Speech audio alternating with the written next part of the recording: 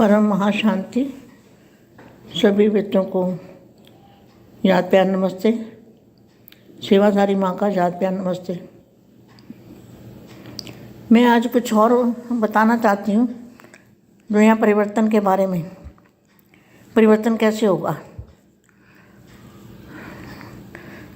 तो ये जो दुनिया है, हद की दुनिया जहाँ तक भी है, ये भी अनंत समय से चलती आ रही है। इसका किसी को पता नहीं। कितने ही समय से ये दुनिया जन्म मरण के चक्कर में, हद की दुनिया। तब बापू जी को आना पड़ा। तो मैं ये बताना चाहती हूँ कि पहले तो सबसे पहले दुनिया 3 तत्वों की बनेगी। 3 तत्वों में सबसे पहले अग्नि तत्व, परम अग्नि। ऐसी अग्नि नहीं जैसी ये अग्नि है। तो जब परम अग्नि आएगी तो पापी आत्मा जो है वो अंदर से तड़पेगी, उनको अंदर से आग लगेगी। तो पापी आत्मा को सज़ा मिलेगी। सज़ा कोई देता नहीं है, खुद ही वो बर्दाश्त नहीं कर पाएंगे। और जो बेहद की आत्मा है, उनके अंदर परम प्रकाश की ताकत है, परम प्रकाश की पावर है, शक्ति है, इसलिए वो सहन कर पाएंगे। और जो कमज़ोर आत्माएं हैं, हद की आत्माएं, जन्म मरण के चक्कर में आती रही, बहुत कई अरबों खरबों पता नहीं बेहिसाब समय से। जो और पापी आत्मा जो है, जो पाप करने वाले राक्षस बुद्धि वाली आत्माएं, जो दूसरों को दुख देने वाली आत्माएं, वो आत्माएं परम अग्नि जब आएगी ऊपर से, तो परम अग्नि में जलेगी, बहुत दुखी होगी और पश्चाताप क्या होगा? फिर मुक्त हो जाएगी। वो सहन नहीं कर पाएगी, तड़प के फिर मरेगी, तड़प के मुक्ति हो जाएगी। मुक्ति भी ऐसी होगी, दोबारा कभी जन्म मरण में आएगी नहीं, वो कहीं भी नहीं आएगी। जैसे दुनिया के सारे जो भी दिखने वाली चीज़ें हैं, जो भी है देखने वाले, देह और देह के संबंध हैं, जो देह के पदार्थ हैं, जो हद की दुनिया है, वो भी अग्नि तत्व जब आएगा, परम अग्नि, तो उसके अंदर वो भी समाप्त हो जाएगा। ऐसा मेरे को अनुभूति हुई है। उसके बाद परम अग्नि में ये सब स्वाहा हो जाएगा, जो भी इन आँखों से दिखता है। इसलिए भक्ति मार्ग वाले भी कहते हैं, झूठी माया, झूठा जग संसार, झूठी काया। भक्ति वाले भी कहते हैं। फिर परम अग्नि के बाद जब ये सारा समाप्ति इनका हो जाएगा, वो सहन नहीं कर पाएगी। फिर उसके बाद परम आजू आएगी। और परम आजू जो है वो ऐसी बाजू नहीं होती। वो बाजू से आत्माएं, और जैसा जैसा ब्रह्मांड होगा वैसा वैसा शरीर होगा। पहले परम तत्वों का बनेगा। 3 परम तत्व है ना, अग्नि, वायु और आकाश। तो वायु तत्व में जो शरीर होंगे बेहद वाले, जो बचेंगे उनके,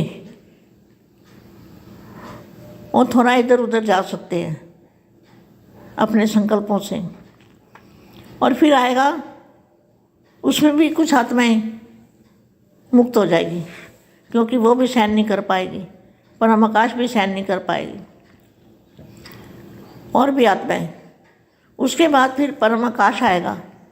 परम आकाश में स्थिर हो जाएगी बुद्धि, स्थिर हो जाएंगे। परम आकाश के अंदर महाशक्ति। और ये जो अभी तत्व आने वाले हैं, ये सारे फिर अविनाशी परम प्रकाश में परिवर्तन हो जाएंगे। जो 3 तत्वों की दुनिया भी बनेगी, उसके बाद ऐसे धीरे धीरे ऊपर जाते जाएंगे।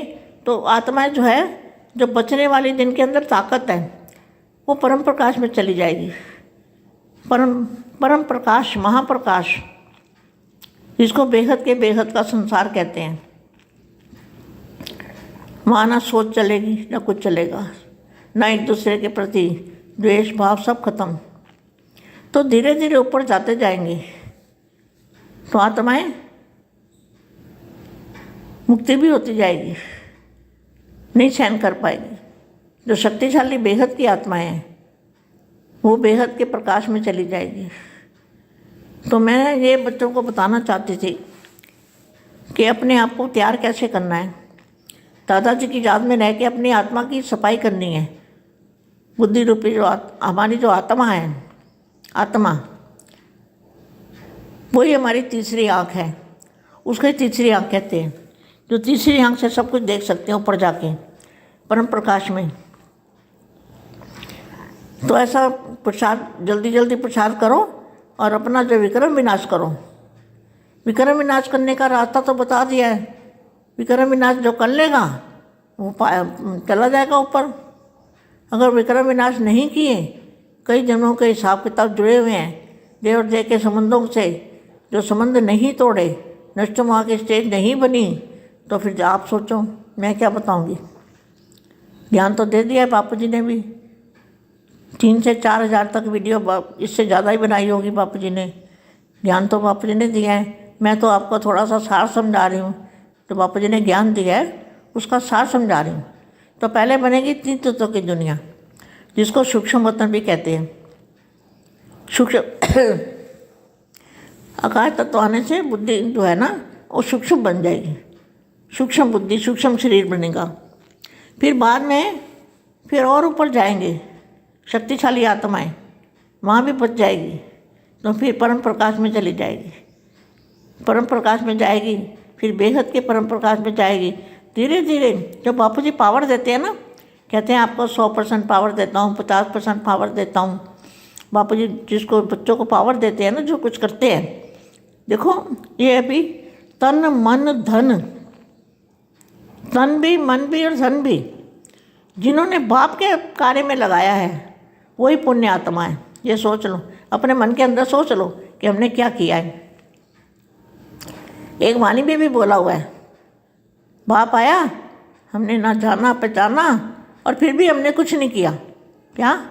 बाप को जाना माना पहचाना और फिर भी मन तेरा धन मेरा।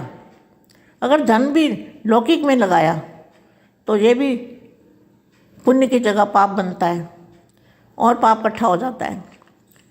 अभी नष्ट मोह की स्टेज बनानी है।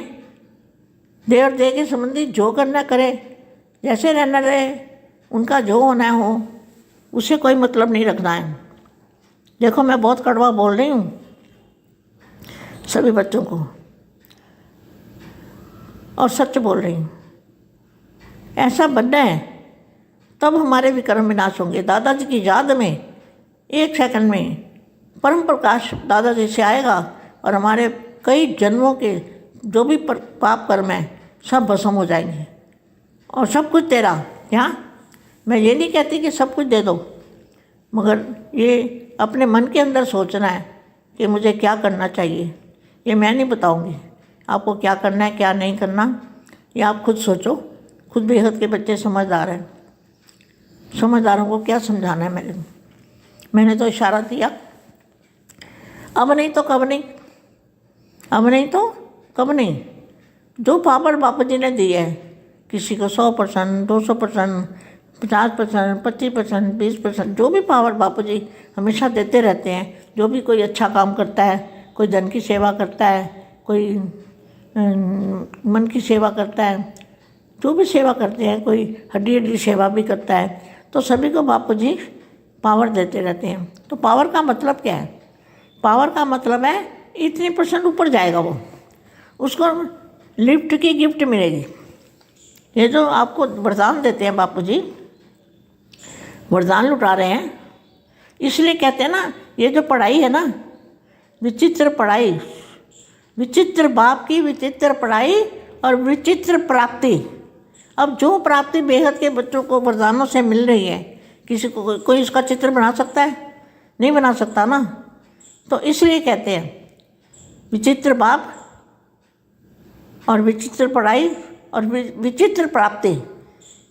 विचित्र माना जिसका कोई चित्र नहीं बना सकता। आपको कितनी, आपकी आत्मा में बापू जी ने कितना पावर डाला है, दिया ना पावर, उस पावर को वेस्ट नहीं करना है कभी भी।